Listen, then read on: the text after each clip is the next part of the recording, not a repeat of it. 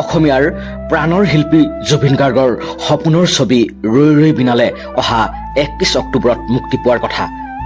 ইতিমধ্যে গুৱাহাটীত সম্পন্ন হ'ল ছবিখনৰ অন্তিম চিত্ৰগ্ৰহণ। চলি আছে ডাবিঙৰ কামো, য'ত জুবিনৰ অৰিজিনেল ভইচ ব্যৱহাৰ কৰা হৈছে।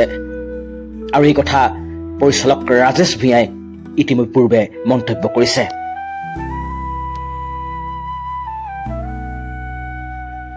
ছবিখনৰ অন্তিমটো চিত্ৰগ্ৰহণৰ সময়ত উপস্থিত আছিল জুবিনৰ পত্নী গৰিমা হত্যা গাৰ্গ।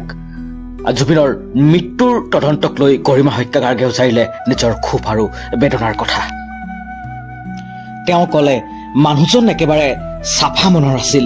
আমি জানিব বিচাৰিছোঁ সেই দিনটোত আচলতে কি হৈছিল, কিয় আমি জুবিনক হেৰুৱাব লগা হ'ল, সত্যটো জানিবই লাগিব।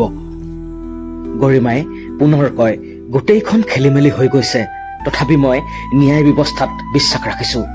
আমাৰ অন্তৰত এতিয়াও জুই জ্বলি আছে। তেওঁ কেতিয়াও ঘূৰি নাহে, কিন্তু সত্যটো জানিবই লাগিব। পুনৰ কয়, মই কোনো ধৰণৰ পলিটিক্স বা ডিষ্ট্ৰেকশ্যন নিবিচাৰোঁ। সকলোৰে মৰমৰ মানুহজন কিয় ইমান অৱহেলাৰ বলি হ'ল? ছিংগাপুৰৰ লোকসকল আহি সহযোগ কৰিব লাগে।